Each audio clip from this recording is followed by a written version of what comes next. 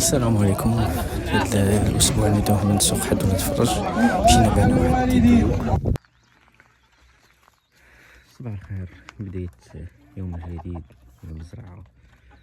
اني بغيت نقول لكم على بعض الامل اللي تزادت في المزرعة. حاولنا اننا نكبروا شوية الاحواض على الشجر، ولكن كيف ما كتعرفوا الدجاج ما تيخليش حتى شي حاجة. كيما كتشوفوا هي دير دموها، وحدة اخرى هي هنا حتى هي دموها. يعني الواحد اللي خصو يدير ينوي انه يدير الدجاج خصو يعرف بهذا الشيء.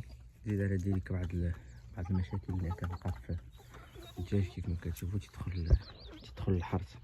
ما كاين شي اماكن اللي يعني راه ما خلا فيهم حتى شي حاجه.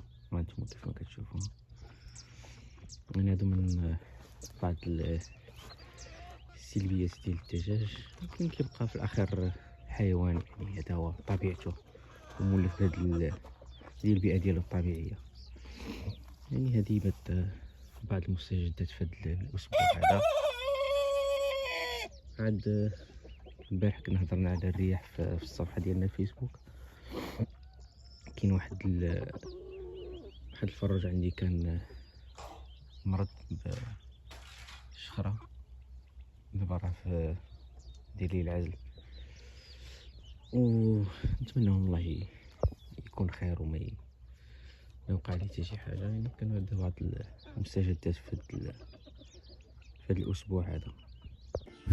وهادو الكتاكيت ديالنا ديال الديك الرومي الحمد لله راه في صحه جيده، راه تيكبروا مزيان الحمد لله. مره تنخرجهم شويه يرعاو ماشي شويه، واخا الجو ما مساعدش. يعني كاين الريح وكاين البرد، يعني مازال ما داروش الريش باش نخليهم وقت بزاف.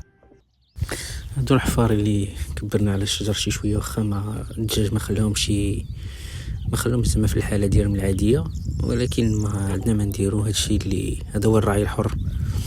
من بعد ان شاء الله عاد غادي نقاد لهم المسرح ديالهم يكون خاص بهم، يعني ما يكونش مخلط مع الاشجار ومع هذا. والاخوان، هذا كان هو الفيديو ديالنا ديال اليوم، يعني فيه بعض ملخص ديال الاعمال في الاسبوع. نتمنى ان هادشي يعجبكم وتشتركوا معنا في القناه، وشكرا.